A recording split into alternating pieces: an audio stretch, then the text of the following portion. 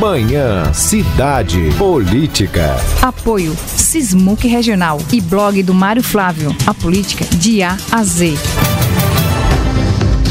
Comigo aqui hoje o professor Mário... Professor Mário. Professor Marco Aurélio. Mário Flávio. Professor Marco Aurélio está aqui comigo hoje, ele que apresenta o Cidade Entrevista. Professor, bom dia, bem-vindo à Manhã Cidade. Bom dia, Mário, né? Bom dia a todos os ouvintes, espectadores aqui da Rádio Cidade. Hoje, mais cedo um pouquinho, a gente já está conversando sobre política. Isso mesmo, professor. Daqui a pouco vai ter o Jogo do Brasil, a gente fala um pouquinho sobre essa situação já no final aqui da sua participação, mas a equipe de Raquel segue pedindo informações aí ao governo Paulo Câmara, né? Já são 35 ofícios e aos órgãos de controle também. E agora, querendo saber como é que está o combate à pandemia da Covid-19, porque uma nova onda está chegando e muito medo e tal.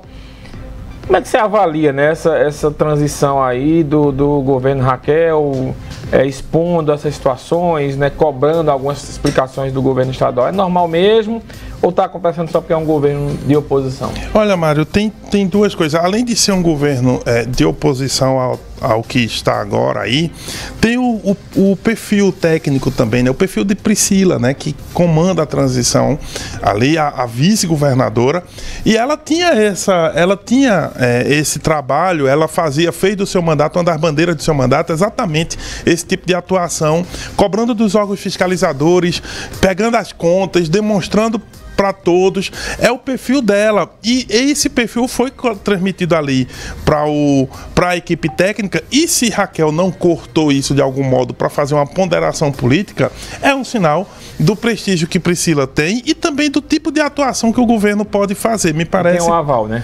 Que tem um aval, ela não faria isso, Priscila não faria isso também, se isso de algum modo inviabilizasse as costuras políticas.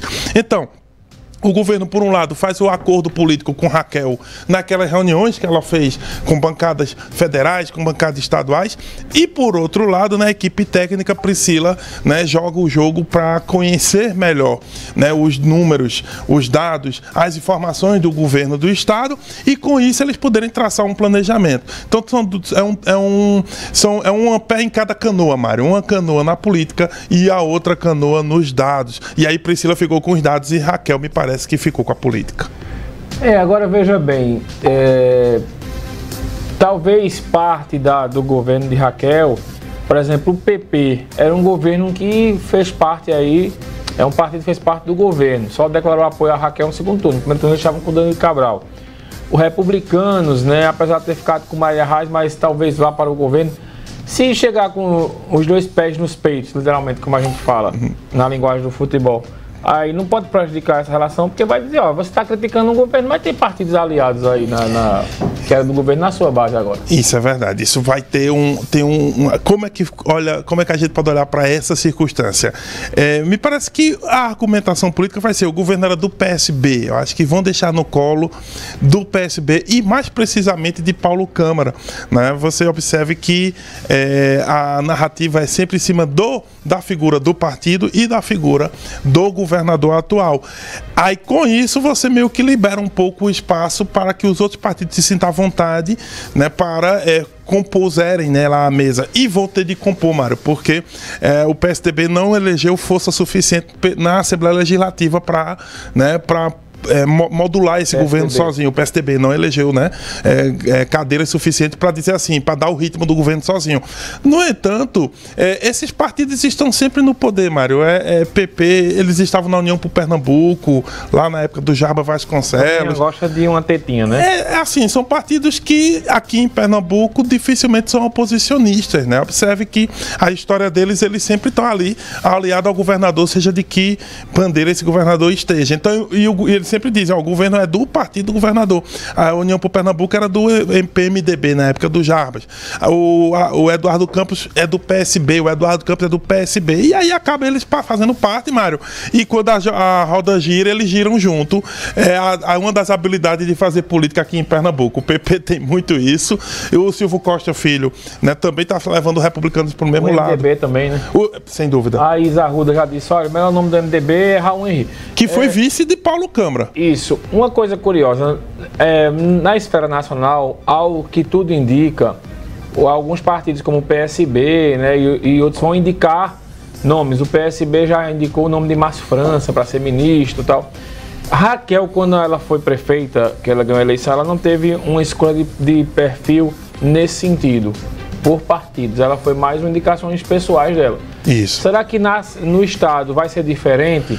Para manter uma base, para não ter oposição demais, ela vai ter que ceder cargos aos partidos? Porque de repente ela bota um secretário, ela vai chegar para o PP e diz, ó, tem uma secretaria, para o MDB tem outra. Ela vai talvez trabalhar com pessoas que ela não conheça, né, que não seja da confiança dela. Ou você acha que a Raquel vai manter o perfil mais técnico nas indicações? Mário, essa resposta é interessante porque ela permite a gente entender o caminho do governo, né? Quem tiver essa resposta tem o caminho do governo. Lembrar que em Caruaru, como você lembrou, o perfil foi muito técnico. Eu lembro aqui que a pessoa mais política foi o Diogo Cantarelli, que tinha sido vereador e foi lá para a Secretaria de Desenvolvimento Rural, salvo engano. E não durou muito, né? Ficou um ano e nem durou muito, exato. Mas era o nome mais político daqueles nomes do primeiro escalão daquele primeiro mandato. Agora, a conta é essa, olha, ela vai fazer isso, ela vai pegar e não vai comprar, ela tem 3 saídas, Mário. Ou deixa políticos virem indicados pelos partidos, como a gente está observando que se faz muito comumente no Brasil todo, mas não é o perfil dela. Ou ela bate o pé e só indica técnicos que ela queira, que também aí para o lado criará uma questão política, né? Deixará os políticos de um modo geral chateados com ela. E o terceiro ponto, que pode ser um meio termo também, vamos lá, ela pode aceitar as indicações partidárias, mas, né, obrigar que essas indicações partidárias tenham uma relação técnica, Mário. Diz, olha, a gente quer o PP na Secretaria de Agricultura, só dando um exemplo, gente. E nessa secretaria vocês podem indicar até um deputado, mas precisa ter uma componente técnica com esse perfil XYZ. Se ela fizer isso e os partidos entenderem, a indicação ficará política, mas responderá por um lado técnico. É uma possibilidade. Qual das 3 saídas vai ocorrer? Eu não sei, Mário, mas o que ocorrer, a gente quando analisar, quando ela fizer uma dessas saídas aí, a gente vai entender o começo do caminho do governo, porque isso indica mais ou menos para onde ela vai direcionar o próprio governo dela. Vamos soltar o WhatsApp Cidade, tem pergunta aqui para o professor Marco Aurélio. WhatsApp Cidade 9987899.7. Apoio Rockball, o boliche de Caruaru.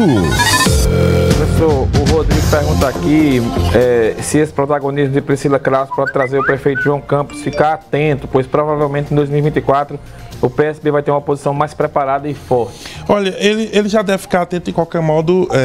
Rodrigo, Rodrigo, valeu pela pergunta. Ele vai ficar atento de qualquer modo, porque ele está na cadeira da principal cidade do estado, mas no governo não terá mais um aliado como ele teve nos últimos todos esses 2 anos de governo dele. Então, nesse sentido, ele já vai ficar ressabiado. Ele já sabe que é difícil uma composição PSDB-PSB, o PSDB vir apoiá-lo no ano de 2024 e que provavelmente a governadora vai ter uma candidata ou um candidato. Então, nesse caminho, ele vai ficar ligado independentemente de ser Priscila ou não. Mas se Priscila tem um protagonismo muito grande e realmente quer ser do executivo, aí ela pode pensar em fazer isso, mas aí só aguardando os próximos capítulos. Vamos só dar as fotos aqui, professor. Tem mensagem aqui sobre o jogo, né? O Ciro disse aqui: bom dia, Mário, 3-0 para o Brasil. Recife vai requalificar 3 mil abrigos de passageiros de transporte público. Queria saber quando aqui em Caruaru os passageiros terão essa melhora dos abrigos.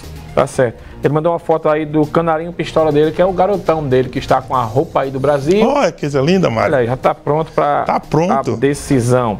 Já o Walter disse aqui o seguinte: olha aí o adversário do Brasil hoje, só esperando a hora dele aqui em casa. 2-0. Mandou uma foto aí de uns camarões que estão prontos para serem assados. Para dar uns golzinhos para a fase mata-mata, que coisa tá difícil ser um menino Ney. Aí, ó, os camarões já estão prontos, né, na casa dele. É muito bom.